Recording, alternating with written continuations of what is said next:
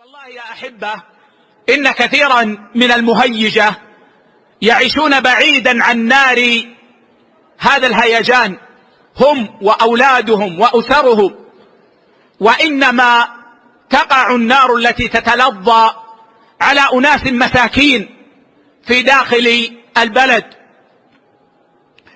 والواقع يشهد لهذا، ومن زار إخواننا الجرحى واللاجئين في كثير من البلدان يدرك هذه الحقيقة. ما من بيت في بعض البلدان إلا وفيه ميت، وفيه مفقود، وفيه من قطعت رجلاه وغير ذلك.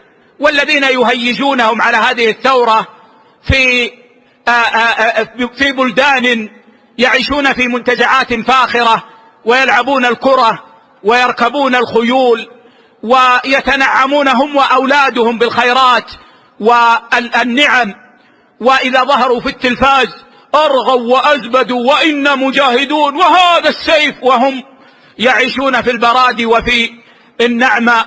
وإنما يتضرر بذلك الضعفاء. والله ما هؤلاء نصحه، والله ما هؤلاء نصحه، وإنما الناصح هو الذي لا ينظر إلى قلوب الناس ولا يريد أن يمدحه الناس، وإنما ينصحهم بمقتضى الأدلة الشرعية والأصول المرعية ودلائل العقل البينة الواضحة. ونسأل الله عز وجل أن يبصر الجميع، وأن يكفينا جميعا شر أنفسنا والشياطين.